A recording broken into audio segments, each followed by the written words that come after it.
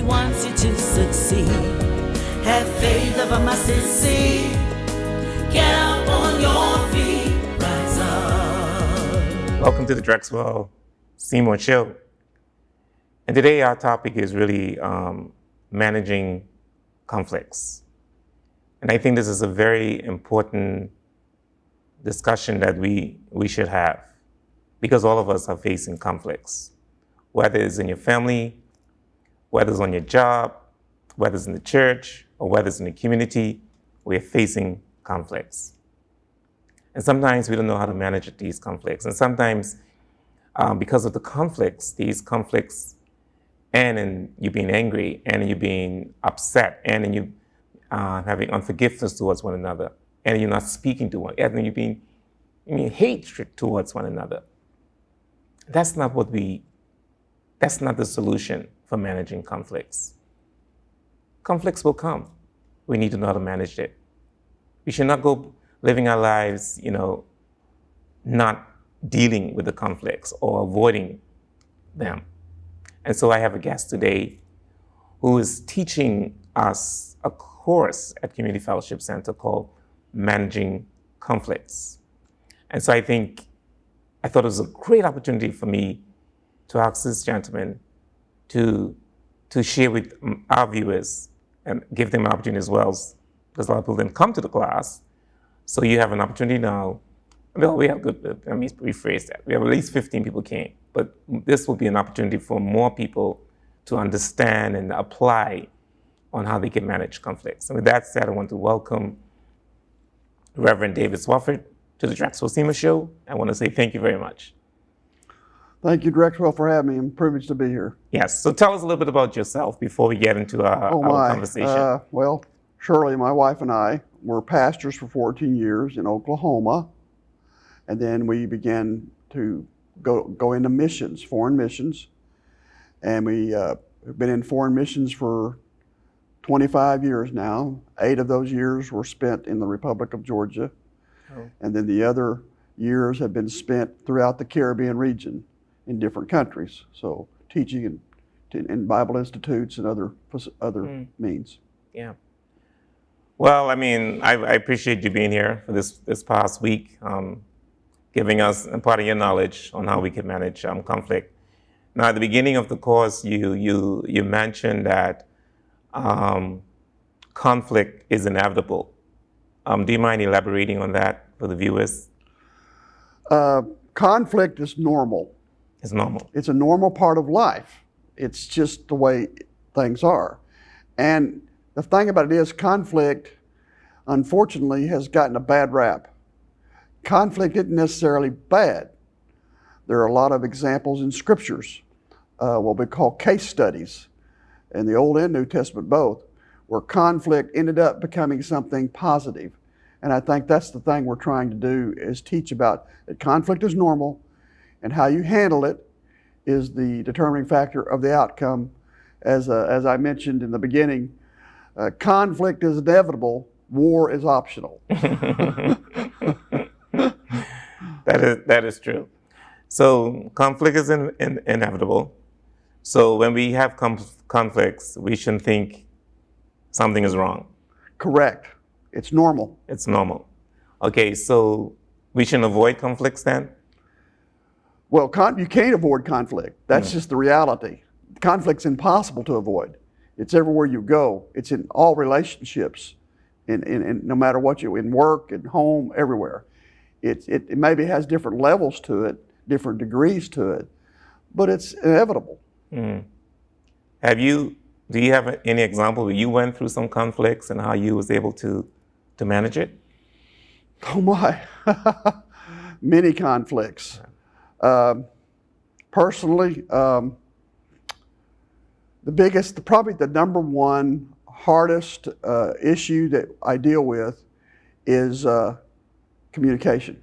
Okay. Especially when it comes to my spouse. She'll say one thing, but I'm hearing something different. And you have to be, there's a phrase, it's called the gap, And what it is when you say, I'm going to use the gap, means you're going to pause, you're going to wait. and listen, and really listen. And I know in counseling and everything, when someone says something to you, it's really good sometimes to repeat that back to them. Like, did you say this? Is this what you said? Is this what you mean? In order to clarify exactly what they're saying, because confusion happens in communication. Even the best communicators there can be confusion, and that's sometimes where conflicts come out of that. So communication is part of the solution. Effective communication. Yes, effective communication is a part of the solution, and communicate. Period.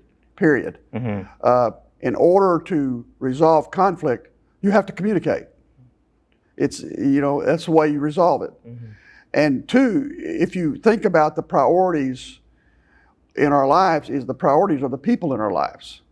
Therefore, conflict is really trying to get to a positive relationship with those people, trying to work into a positive relationship with those people, our loved ones or friends or coworkers. Yeah, I like what you said too, that we should repeat what was said to us so the other person is aware and knows that you understand or is listening to what you said. And I think that's important. But how do you deal with conflicts, especially if you think there's no issue, you think it's the other person's problem, not you? How do we deal with that? Well, even if per se we think it's another person's problem, it's still your problem too. Because if it's hindering the relationship, obviously you have to deal with it, even if it's on there. So even if it's on them, if the problem is with them. So trying to get into that issue that's separating because of the conflict, and obviously conflicts separate people in different ways.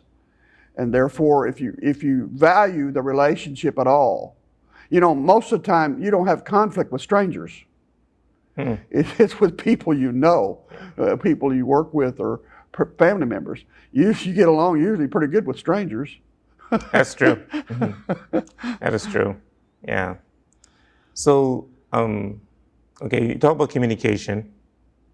What are some more things that we could do to manage conflicts? Do we go and get a mediator, a third person? I mean, what are some of the things we could do to manage, and why is it important to manage conflicts? Really, there are some simple things that can be done, and some of them are just boundaries. Really having a clear boundary, having a clear definition of things. I know in when it comes to work and churches and things like that, policies that are in place, things that are written down that everybody knows what's been said and what is basically expected. And I think having that, I believe, for example, in some churches, I don't think they have job descriptions.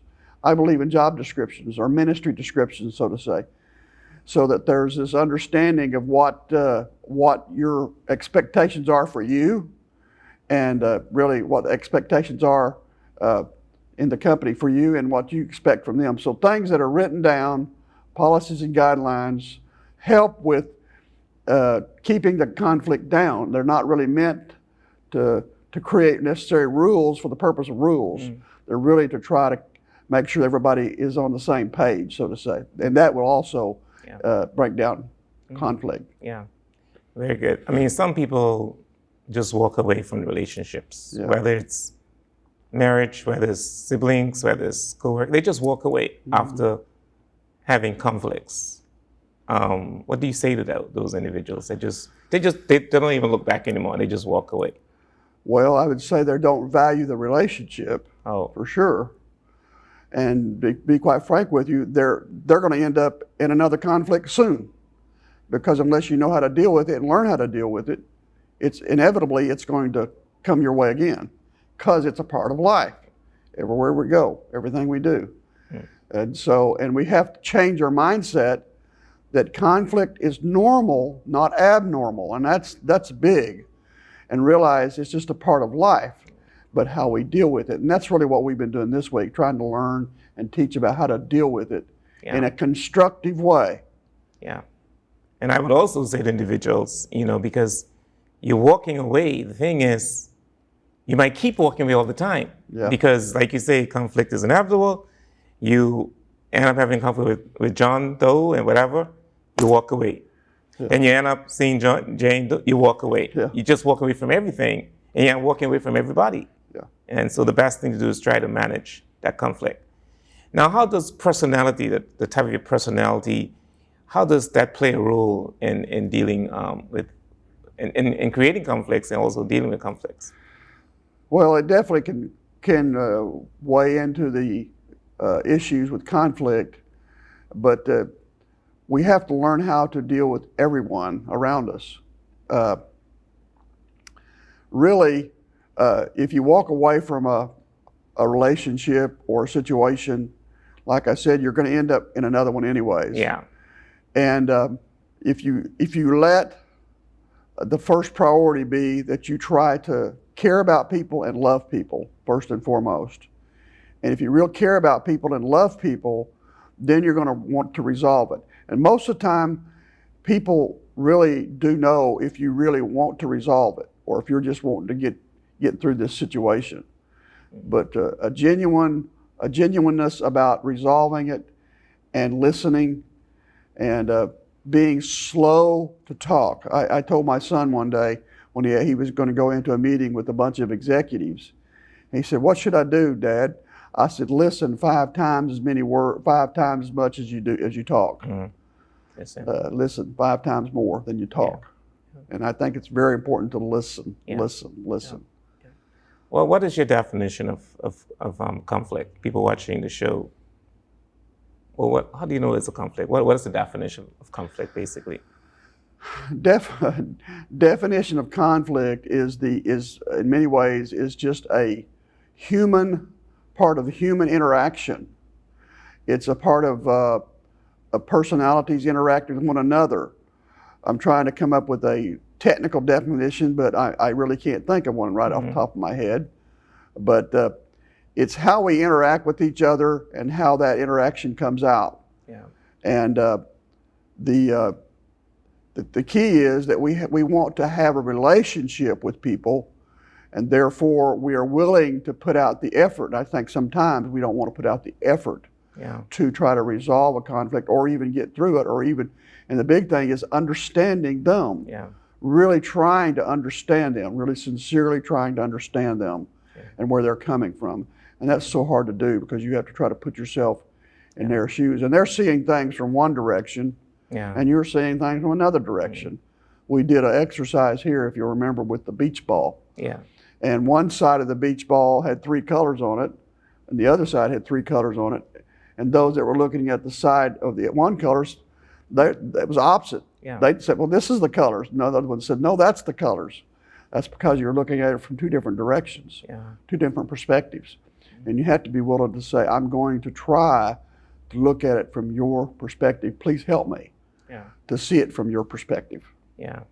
And I think also based on my experience, I mean, sometimes conflicts it's just because of simple misunderstanding. Oh my. And that's why you say, the way you look at it from your perspective and their perspective, it's just a simple misunderstanding. It may not be as big as we think it is, but if we don't deal with it, it becomes very big. Yes. And communication, again, I know that's going to be kind of a repetitive word, but communication. It's ironically, as much as it sounds, talking is probably the least best way to communicate, but it's the only way we have. Mm. And we have to use personal communication, and in this day and age, that's something it's getting to be far and few between. Yeah. And it's really a detriment when we try to use social media or texting or emails to communicate things that are a little more complex, relationally more complex than what can be resolved in an email or a text or something like that. For me, that's more informational. That's more trying to just share information. But to really get down to communicating and talking to one another, one-on-one, face-to-face. And the thing about it is, if you, I think, was it Abraham Lincoln said that, I don't like that person very well, so I need to get to know them better. Mm. I need to get to know them because, as most people realize, when you get to know someone and really begin to talk to them, things change. Yeah, you really get to know the real person.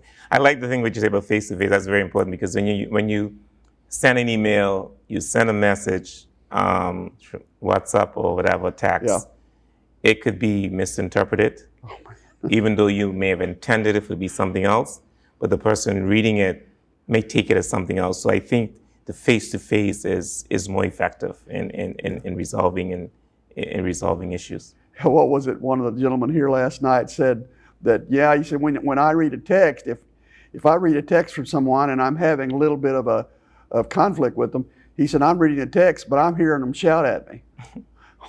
And in that text, he said, they're not shouting at me at all. Yeah. But I see it in all capital letters, but that's not it. Yeah. So I think we really misinterpret things so much. Yeah. And it's so easy because there's so many different things that go into communication, and especially when it comes to people one-on-one. Yeah. That's how come social media, other means of communication are ineffective many times, because one-on-one you have body language, you have the posture, you have the voice, how the voice sounds, you have the eye contact. I mean, there's so many. It's called nonverbal communication. Yeah. We don't realize it, but a lot of our communication is nonverbal, and very much nonverbal. Yeah. And we pick up on all that when we're one-on-one. Yeah. So. And also, as you were speaking, I was thinking about reading, because sometimes when I read, sometimes I overlook what I'm reading, or I leave something out. Yeah. And when you read it again, you say, because the very first time you read it, you might already form an opinion. You read it a second time, I didn't see that the first time. So I like the face-to-face. I think the face-to-face is one of the easiest thing, is one of the simplest ways to manage conflicts. Even if it involves, a long talk, whatever, but I think it's the most effective way, Yes. Yeah. Now, even some simple thing, I remember there's a situation, this person, all they wanted was the person to say, I'm sorry, I forgive you. Mm. And that's all, sometimes just a simple, forgive me, I'm sorry. And it manages conflict. That's all they wanted. What do you say to that? Like simple gestures. Forgiveness for the believer, for the Christian person, is a requirement. Mm. It's not one of those options. It's a requirement. And really, forgiveness, it releases you. We think so often forgiveness is to release the person that's wronged us. But it does sometimes, but forgiveness is mostly, it empowers you to be released from the hurt that person caused you. So really, forgiveness releases you. It's got more to do about you and your individuality, your person, and what's going on inside you. So when you forgive that person, you're releasing yourself from that. Yeah. And that's the power of it. And so it also, you can also then begin to maybe mend that relationship and bring that relationship back together again. Yeah. So why is it important to deal with conflicts? Why is it important to manage it? Why is it necessary? Well, I think if it's important to have relationships with people and to care about people and to have positive relationships, we need to deal with conflict. Yeah. Okay. And the thing about it is, conflict can become a positive influence.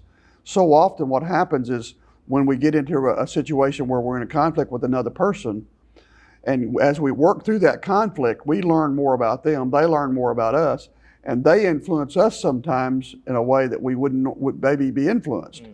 They may be able to share insight into something that we would never thought about. And so it's kind of like, as I mentioned, iron sharpens iron. Yeah. When people get into a relationship and they have a conflict, as they work through it, that's it. And here's the problem. So often people become so problem focused, they don't even look towards solutions. Mm. And we have to identify the problem, yes. Mm. But the key is to work towards solutions. we need to identify solutions. We have to be solution focused, not problem focused. Identify the problem, leave it there, and then look for the solutions. Yeah, right. I just want to thank you very much for this conversation. Do you have anything else you want to say or cover about conflicts that you think we have not said during this conversation? Without me getting my notebooks over here and sitting down and going through the whole entire lesson again, there's just so much. That's true. The book that I gave out called Peacemakers, that I gave out to everyone, is a great book regarding conflict, and it's really has to do with building ourselves and developing ourselves in the right kind of person to be able to deal with conflict. It's a great book for that. Okay, what is it called? Peacemakers. Peacemakers. Yeah, Right. I don't remember the author right off the top of my I think head. it's John Sandy. Yes, that's it. Yeah. Okay.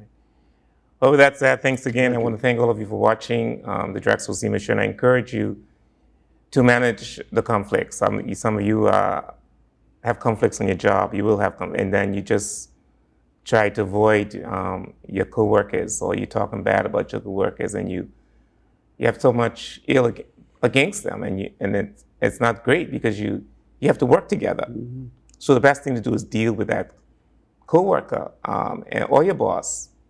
Tell them how you feel. Just speak it out, and that's the way of managing your conflict. Some of you have siblings, you have children, you have cousins, and there are conflicts, and you haven't spoken for years. And God doesn't want us to live like that. We have to manage the conflict. We are in the church. Some of us are moving from church to church because of the conflicts, or the apparent conflicts, or you think the pastor spoke about you from the pulpit and you left, or you think someone's talking about you. You have to manage that conflict. You have conflicts in the community where people might not even know you, and they just hear things about you. That's a conflict. We have to manage it. We have to manage it. And I tell you one thing, the easiest thing to live your life is to be at peace. To be at peace with yourself, to be at peace with others.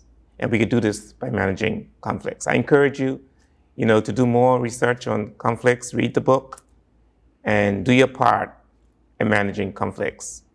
And like we say, it will come. It's how we deal with it. So I hope that this short conversation will encourage you to get up from where you are, deal with your situation, manage that conflict. Don't live your life day to day having conflicts, not doing it. Now, one thing I must say that I avoid conflicts when it comes to politics. I try to avoid that because it's such a dangerous thing. I try to avoid that with my friends. Mm-hmm. I try to avoid that part. But when it comes to other things, I will deal with it. And I want you to deal with it. We need peace in this world.